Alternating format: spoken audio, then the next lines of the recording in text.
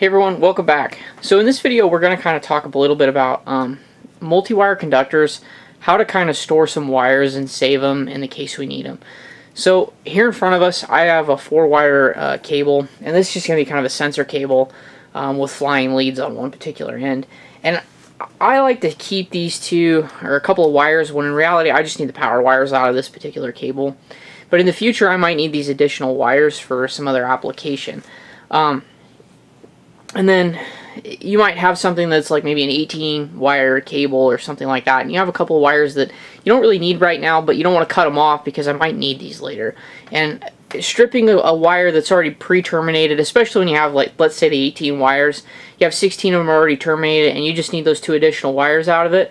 Stripping this while it's tucked into your wire duct is kind of a pain in the neck.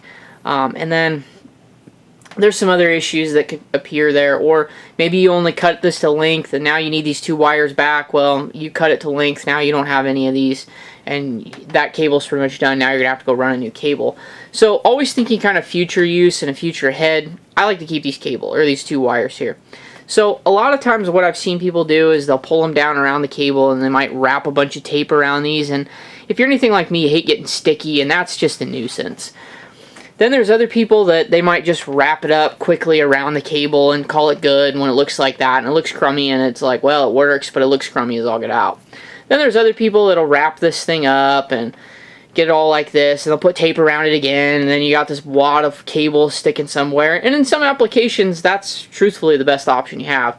Then there's others that'll just wrap these around their fingers, tuck them together, call it good, maybe wire around them, and then call it good, shove that somewhere.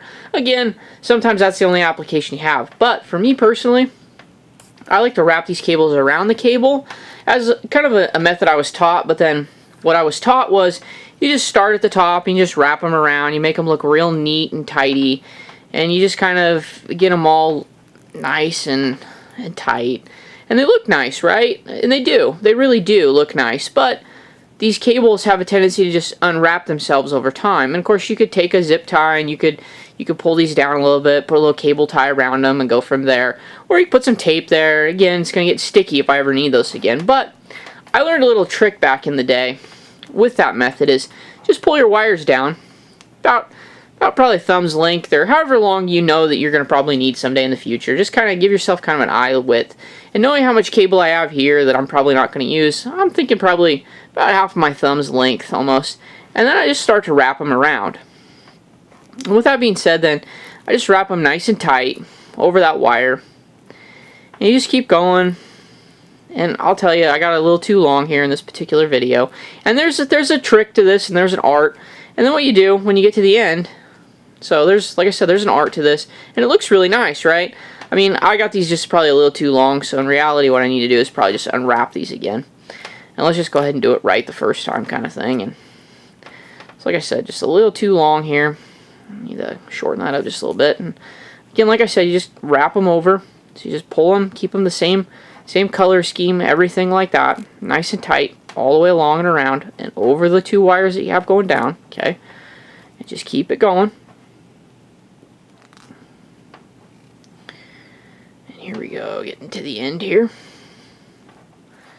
And then when you get to the end here, a lot of times I can't get them in there anyway, but I'll take a little screwdriver to help give myself just a little bit of space in there. Okay, so I got enough to get my screwdriver through the wire wrap, right? So you kind of see the little hole I got right here going through, okay? Then you're going to take your wires in the same order that you've gone up the wire, or the shielding here with, and you're going to take them back in the same order that way.